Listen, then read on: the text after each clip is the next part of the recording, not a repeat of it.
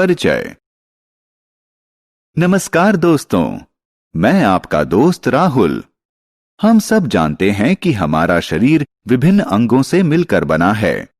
हमारे शरीर के हर एक भाग का एक कार्य है। हमारे शरीर ही की तरह वनस्पतियों के शरीर के भी कई अंग होते हैं। आइए वनस्पतियों के विभिन्न अंगों और उनके कार्यों के बारे में विस्तार से जानें।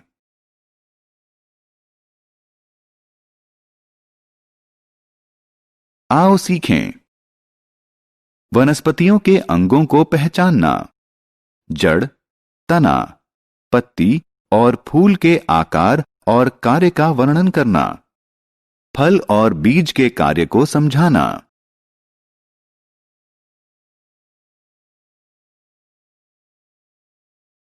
वनस्पति के अंग। प्यारे दोस्तों, जैसा कि हम अपने आसपास देख सकते हैं कि पेड़ पौधों के विभिन्न प्रकार होते हैं। उन सब का रंग हरा होता है और हमारी आंखों को ठंडक देता है। लेकिन क्या आपने किसी पौधे को बारीकी से देखा है?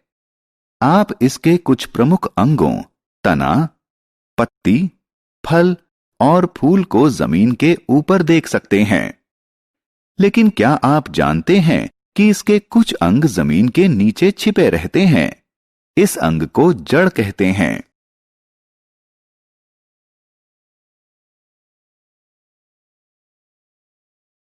जड़ें। आइए अब पौधों के अंगों के बारे में विस्तार से जानें। शुरुआत जड़ से करते हैं। जड़ पौधे का गैर हरा भाग होता है जो जमीन के नीचे बढ़ता है। क्या आप जानते हैं कि जड़ मुख्यतः दो प्रकार की होती है, मूसला जड़ और रेशेदार जड़। लेकिन ये होती कैसी हैं? मूसला जड़ में एक मुख्य मोटी जड़ होती है जो मिट्टी में गहराई तक जाती है। कई पतली और कमजोर जड़ें इस मुख्य जड़ से निकली होती हैं। मूसला जड़ मुख्यतः सेम, मटर और सरसों के पौधों में पाई जाती हैं। लेकिन रेशेदार जड़ में तने के अंत में एक समान आकार की कई जड़ें जुड़ी होती हैं, यानी मूसला जड़ की तरह कोई एक मुख्य जड़ नहीं होती। इस तरह की जड़ें घास और गेहूं में पाई जाती हैं। जड़ों के कार्य। अभी तक हमने जड़ों की संरचना और प्रकार के बारे में जाना, लेकिन अब प्रश्न यह है कि जड़ों का कार्य क्या है? दोस्तों, असल में जड़ें पौधे को जमीन में मजबूती से टिकाए रखती हैं। वे पौधे के अन्य अंगों तक पहुंचाने के लिए जमीन से पानी और खनिज सोखती हैं। कुछ पौधों में जड़ें भोजन संग्रह का कार्य भी करती हैं, जैसे कि गाजर, मूली या शलजम। पौधे द्वारा तैयार भोजन जड़ों में एकत्र रहता है। हम इन जड़ों को खाते हैं और पोषण पाते हैं। तना। अब आइए तना के बारे में जानें।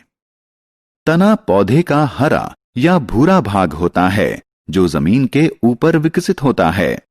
यह पौधे को सहायता देता है और उसकी शाखाओं, पत्तियों, फूलों और फलों को अपने शरीर पर वहन करता है। नए पौधों में तने का रंग हरा होता है, लेकिन समय के साथ पौधे की उम्र बढ़ने पर इसका रंग भूरा हो जाता है।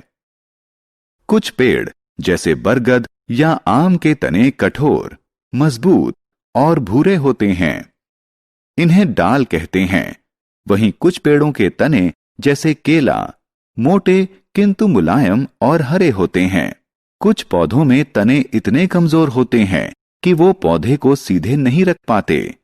ऐसे पौधे किसी मदद के सहारे चढ़ते हैं, इसलिए इन्हें बेल कहते हैं। मनी प्लांट इसका सबसे अच्छा उदाहरण है।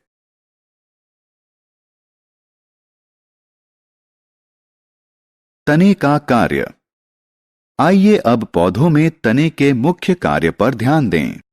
जड़ों में सोखा गया जल तने के माध्यम से पत्तियों तक पहुंचता है, जो कि फल बनाने के काम आता है।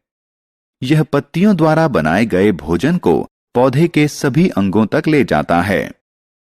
कई बार पत्तियों द्वारा बनाया गया भोजन तने में ही संग्रहित होता है, जैसे कि गन्ना। इसके दूसरे उदाहरण आलू और प्याज हैं। हम इन तनों को खाते हैं और पोषण प्राप्त करते हैं। कुछ पौधों में भोजन तने में ही संग्रहित होता है।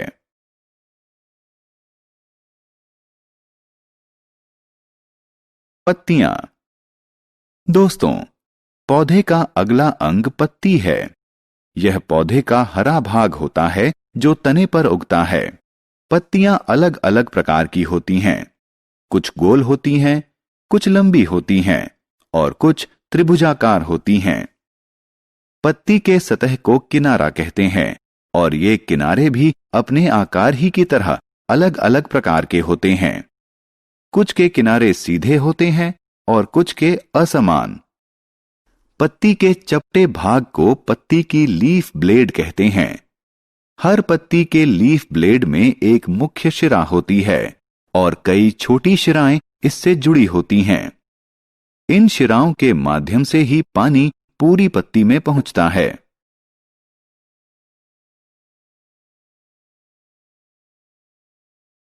पत्तियों के कार्य। पत्ती का मुख्य कार्य पौधे के लिए भोजन बनाना है। भोजन बनाने के लिए वे पानी, क्लोरोफिल, कार्बन डाइऑक्साइड और सूर्य के प्रकाश का उपयोग करती हैं। भोजन बनाने की इस विधि को प्रकाश संश्लेषण कहते हैं। इस प्रक्रिया में ऑक्सीजन का उत्सर्जन होता है। सभी सजीव प्राणियों को जीवित रहने के लिए ऑक्सीजन की जरूरत होती है। कुछ पौधे जैसे बंद गोभी और पुदीना अपनी पत्तियों में भोजन संग्रह करते हैं। हम पोषण पाने के लिए इन पत्तों को खाते हैं। फूल। दोस्तों, आइए अब हम पौधे के सबसे आकर्षक और सुंदर भाग फूल को हाईलाइट करें। वे विभिन्न रंगों के होते हैं। वे विभिन्न आकार प्रकार के होते हैं। ज्यादातर फूलों में मीठी खुशबू होती है और जब यह फैलती है तो कीड़ों और चिड़ियों को आकर्षित करती है। आपको यह जानकर आश्चर्य होगा कि फूल को पौधे का प्रजनन अंग भी कहा जाता है, क्योंकि वो पौधे की प्रजनन की प्रक्रिया में सहायता करते हैं। फल और बीज। मुझे पता है कि आप में से ज्यादातर लोगों को फल पसंद हैं। फल पौधे का रसदार भाग होता है। यह पौधे के फूल से उत्पन्न होता है। फल विभिन्न आकार प्रकार और रंग के होते हैं। फल स्वास्थ्य के लिए अच्छे होते हैं क्योंकि उनमें कई विटामिन होते हैं। दोस्तों, बीज फल के अंदर होते हैं। कुछ फल जैसे आम के अंदर सिर्फ एक बीज होता है, जबकि दूसरे कई फलों में कई बीज होते हैं, जैसे सेब और तरबूज। क्या आप जानते हैं कि नया पौधा बीज से ही जन्म लेता है? यह नवजात पौधे के लिए भोजन भी संचय करता है। जब बीज को पानी, हवा और अनुकूल तापमान मिलता है तो यह पनपना शुरू कर देता है और जल्द ही एक नए पौधे के रूप में बढ़ने लगता है। हमने क्या चर्चा की? पौधे के मुख्य अंग जड़, तना, पत्ती, फूल और फल हैं। तना, पत्ती, फूल और फल जमीन के ऊपर बढ़ते हैं और जड़ जमीन के नीचे बढ़ती है। जड़ पौधे को जमीन में मजबूती से टिकाए रखती है। वे पौधे के अन्य अंगों तक पहुंचाने के लिए जमीन से पानी और खनिज सोखती है। जड़ों से पत्तियों तक पानी तने के माध्यम से जाता है।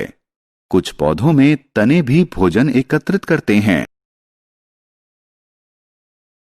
पत्तियां पानी, क्लोरोफिल, कार्बन डाइऑक्साइड और सूर्य के प्रकाश की उपस्थिति में पौधे के लिए भोजन बनाती हैं।